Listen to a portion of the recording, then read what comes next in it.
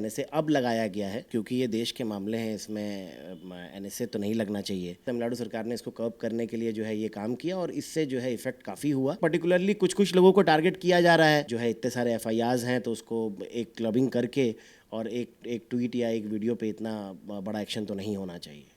नमस्कार, आप देख रहे हैं द न्यूज़ 15 और मैं हूं आपके साथ प्रियंका रॉय।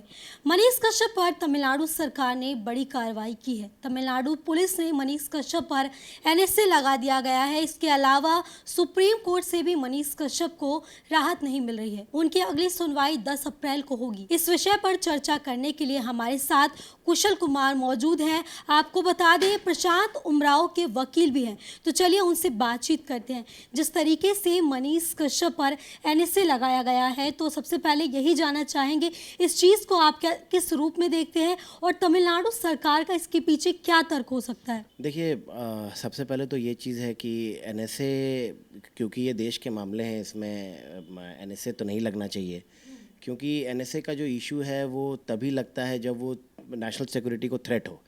तो अब इन्होंने जो मनीष कश्यप और ये प्रशांत उमराव और भी कई लोग हैं जिनके साथ में तमिलनाडु सरकार ने इशू में जो एफआईआर हुए हैं, उसमें सबसे बड़ा तो बात ये है कि जो माइग्रेंट वर्कर को लेकर के जो इश्यूज़ है इसमें, जिसमें कि सब लोगों ने ये चीज़ कहा है कि इन लोगों ने एक सीरीज़ ऑफ ट्वीट आया कि जो है बिहारी वर्कर्स को वहाँ पे मारा जा रहा है और मारने के साथ साथ कई सारे लोगों ने आत्महत्या भी की है और उनके साथ काफ़ी ज्यादती की जा रही है। इस पे जो है बिहार सरकार और तमिलनाडु सरकार दोनों ने एक अपना अपना कमेंट दिया और कहा कि ऐसा कुछ भी चीज़ नहीं हो रहा है और ये चीज़ बिल्कुल फेक न्यूज़ है। उस फेक न्यूज़ को काब करने के लिए देखिए, पहले भी सरकार बोलते आई है और सुप्रीम कोर्ट भी बोलते आई है और काफ़ी गंभीर टिप्पणियाँ भी दिया गया है कि फेक न्यूज़ और हेट स्पीच वगैरह इन चीज़ों से जो है पब्लिक एट लार्ज को इफेक्ट पड़ता है। तो यहाँ पे जब मनीष कश्यप जी का इशू आया, तो इससे पहले जब प्रशांत उमराव जी का भी इशू आया तो उसमें भी ये चीज़ हुआ, क्योंकि उन्होंने ट्वीट किया था, ट्वीट के सीरीज़ के बाद वो रुक गए। बट मनीष कश्यप जी के साथ क्या रहा कि वो इस एक सीरीज़ ऑफ ट्वीट के साथ साथ उनके जो वीडियोज़ हैं वो कॉन्स्टेंटली आते रहे और सरकार के मना करने के बावजूद वो चीज़ चलता रहा। और सबसे बड़ी बात ये चीज़ है कि उन्होंने कई सारे ऐसे वीडियोज़ को जो है वायरल किया जिसमें वो बिहारी वर्कर्स से भी बात कर रहे हैं और कह रहे हैं कि वहाँ पे उनको इस तरीके से बाइसनेस और हो रही है उनके साथ, और उनके साथ काफ़ी ज्यादती हो रही है और काफ़ी सारे लोगों ने वहाँ पे आत्महत्या भी की है। अब एनएसए लगाने का जो मुद्दा है वो तमिलनाडु सरकार का इसलिए आया क्योंकि तमिलनाडु सरकार ने ये चीज़ कहा कि ये नेशनल सिक्योरिटी को थ्रेट है और ये कई सारे चीज़ों में जो है राइटिंग वगैरह भी क्रिएट कर सकती है और दो स्टेट के बीच में काफ़ी इशूज़ आ सकते हैं। पहले भी बिहारी माइग्रेंट्स वर्कर के साथ इशूज़ रहे हैं। इसी कारण से तमिलनाडु सरकार ने इसको कर्ब करने के लिए जो है ये काम किया और इससे जो है इफ़ेक्ट काफ़ी हुआ और जो है इसी कारण से इन पे एनएसए अब लगाया गया है।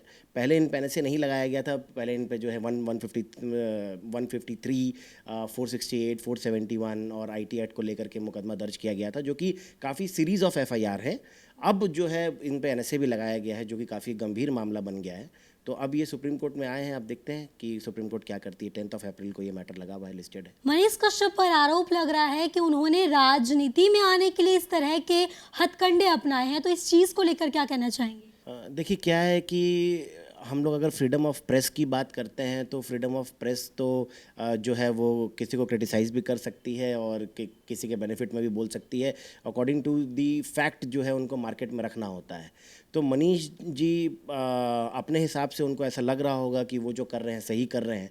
उनको ऐसा नहीं लग रहा होगा कि वो चीज़ जो है किसी पब्लिक सेंटीमेंट या पब्लिक इफेक्ट पे दिक्कत करेगी। हो सकता है कि वो बिहार सरकार को जागरूक करने के लिए या अवेकन करने के लिए ये सारे चीज़ कर रहे हों, बट इससे जो है पब्लिक एट लार्ज पे इफेक्ट होता है। और जब ये चीज़ कहा गया कि ऐसा कुछ नहीं है और तमिलनाडु सरकार के जो है वहाँ से एक ऑफिशियल स्टेटमेंट आया कि ऐसा कुछ भी नहीं हो रहा है, तो मेरे हिसाब से ये चीज़ रुक जानी चाहिए थी, जो कि शायद नहीं रुकी और इसी कारण से ये गंभीर मुद्दा बनता चला गया और काफ़ी सारे एफआईआर होते चले गए, जिसमें बिहार में भी एफआईआर है और तमिलनाडु में भी एफआईआर है। देखिए, अब आपने कहा कि बिहार सरकार को जागरूक करने की बात कही, तो मनीष कश्यप पर यह भी आरोप लगाया जा रहा है कि वो सिर्फ तेजस्वी यादव को ही टारगेट क्यों कर रहे हैं? देखिए, जो मुख्यमंत्री और उप मुख्यमंत्री होगा, इंसान तो टारगेट उसी को करेगा।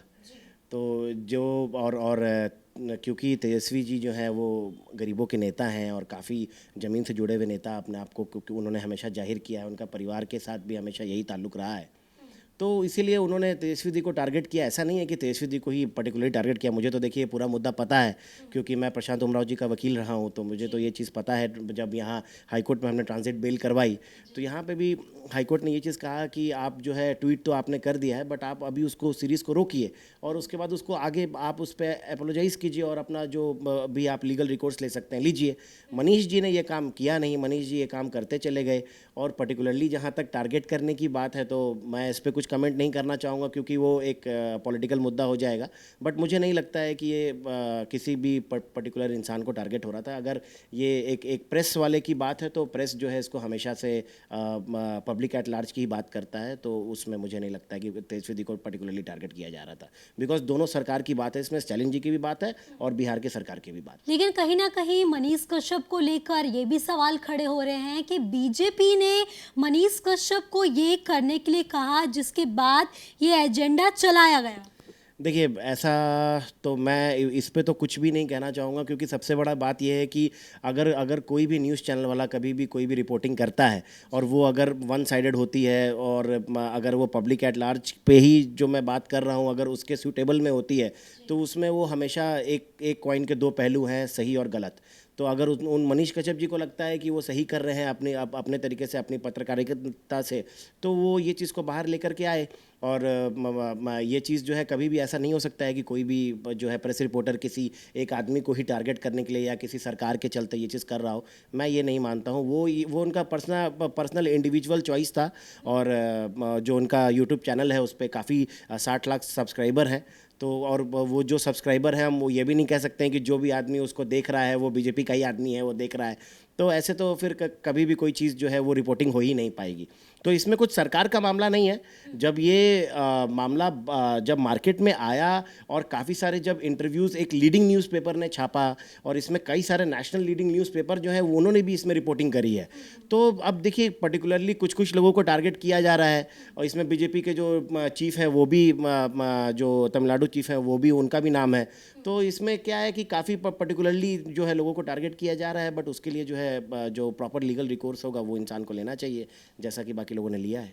जैसे कि आपने कहा कि कई सारे न्यूज़ चैनल ने वीडियो दिखाया है, लेकिन मनीष कश्यप जी कह रहे हैं कि जिस आधार को लेकर चाहे फिर वो न्यूज़पेपर हो, न्यूज़ चैनल हो, उनको लेकर उन्होंने वीडियोस को रीट्वीट किया, वो उनके समर्थन में क्यों नहीं आ रहे? देखिए क्या है कि फंसने के बाद कौन समर्थन में आता है, सब अपनी जान बचाने को लगे रहते हैं। उसी तरीके से मनीष जी भी जान बचाने को लगे हुए हैं और बाकी न्यूज़पेपर भी। लेकिन जो चीज़ पब्लिक प्लेटफॉर्म पे है वो चीज़ तो कोई भी देख सकता है। वहाँ के जो लीडिंग न्यूज़पेपर हैं वहाँ पे भी ये चीज़ें न्यूज़ में आई थी। ऐसा नहीं है कि ये चीज़ें न्यूज़ पे नहीं आई हैं। तो जो न्यूज़ पे आई हैं तो उस पर सरकार को देखना चाहिए और हर इंसान को जो है पर्टिकुलरली एक सेम लेवल पर ट्रीट करना चाहिए। अब उससे क्योंकि सरकार जो है वो ट्रीट नहीं कर रही है तो इसमें सरकार जो है उसको देखना पड़ेगा कि किसने किसने क्या क्या किया। बिकॉज ये जो इनिशिएशन ऑफ जो ये मुद्दा है वो मुद्दा एक लीडिंग न्यूज़पेपर के जो है प्रिंटिंग के बाद ही आया है और उसके बाद ही ये सीरीज़ ऑफ रीट्वीट्स चले हैं जिसमें कि कई सारे ट्वीट्स भी हुए और कई सारे वर्कर्स के जो है वीडियो रिकॉर्डिंग भी मार्केट में आए, ऑडियो रिकॉर्डिंग भी मार्केट में आए और उसके बाद ये चीज़ों का मुद्दा मार्केट में आया है। तो ये चीज़ अब पब्लिक प्लेटफॉर्म पे आ गई तो उसके बाद सरकार ने इस पर एक्शन ले लिया। तो इस पे अब पर्टिकुलरली मैं ये तो नहीं कहूँगा कि कोई भी एक चीज़ के चलते फंसा है। बाकी सरकार को देखना चाहिए कि वो किसको इस चीज़ में नॉन बायस होकर के वो अपने हिसाब से इफेक्ट में काम। लेकिन क्या एक वीडियो को लेकर इस तरीके से एनएसए लगाना कहाँ तक सही है, या तमिलनाडु सरकार का इसके पीछे क्या तर्क हो सकता है, आपको क्या लगता है? देखिए क्या है कि सुप्रीम कोर्ट तो शुरुआत से ही कहता आ रहा है कि एनएसए वगैरह जो है बहुत ही क्रिटिकल चीज़ें हैं और उसको बड़ा ही सोच समझ के लगाना चाहिए।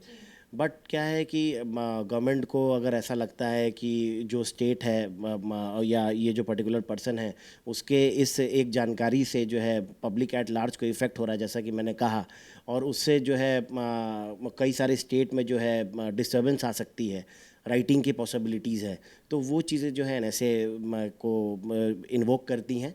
और एनएसए जब जब तमिलनाडु गवर्नमेंट ने इतने टाइम के बाद लगाया है तो मुझे लगता है कि इस पे सुप्रीम कोर्ट को ऑर्डर देना चाहिए और जो है इतने सारे एफआईआर्स हैं तो उसको एक क्लबिंग करके और एक ट्वीट या एक वीडियो पे इतना बड़ा एक्शन तो नहीं होना चाहिए। जिस तरीके से मनीष कश्यप की सुनवाई अब 10 अप्रैल को होने वाली है, तो आपको क्या लगता है उस दिन मनीष कश्यप को कोई राहत मिलेगी या रिहाई मिल सकती है? बिल्कुल राहत मिलनी चाहिए। रिहाई मिलेगी कि नहीं मिलेगी ये तो मैं नहीं बता सकता हूँ, बट राहत तो मिलनी चाहिए। इसमें जो है अगर मैं कहूँ तो इसमें और भी जो लोग हैं उनको भी राहत मिली है सुप्रीम कोर्ट से। कल प्रशांत उमराव जी को भी राहत मिली, उनको दिल्ली हाई कोर्ट ने ट्रांजिट बेल दिया। यहाँ से देने के बाद जो है जो मदुरई कोर्ट है उन्होंने उनको एंटिसिपेटरी बेल दिया। एंटिसिपेटरी बेल देने के बाद जो उन पर कंडीशंस लगाए उसको भी सुप्रीम कोर्ट ने मॉडिफाई कर दिया। तो अब सुप्रीम कोर्ट में मैटर आया है तो सुप्रीम कोर्ट में जो है इसको राहत मिलनी चाहिए। हो सकता है कंसर्न हाई कोर्ट अप्रोच करने के लिए बोले सुप्रीम कोर्ट, और मीनवाइल जो है उनको थोड़ा सा टाइम जो है उनको ग्रांट कर दे, या जो है बेल तब तक सुप्रीम कोर्ट दे दे। अब वो पटिशन्स में क्या है वो देखना पड़ेगा एक बार, बिकॉज जो आप प्रेयर मांगते हैं उसके हिसाब से ही आपको मिलता है सारा जो भी रिलीफ मिलेगा। तो देखिए इस वक्त जो है हमारे साथ हाई कोर्ट के वकील कुशल कुमार मौजूद थे, जिन्हें आपने मनीष कश्यप पर एनएसए लगाने को लेकर सुना। ऐसे ही लेटेस्ट अपडेट के लिए हमारे चैनल को सब्सक्राइब करें। कैमरा पर्सन गोविंद के साथ प्रियंका रॉय, द न्यूज़ 15।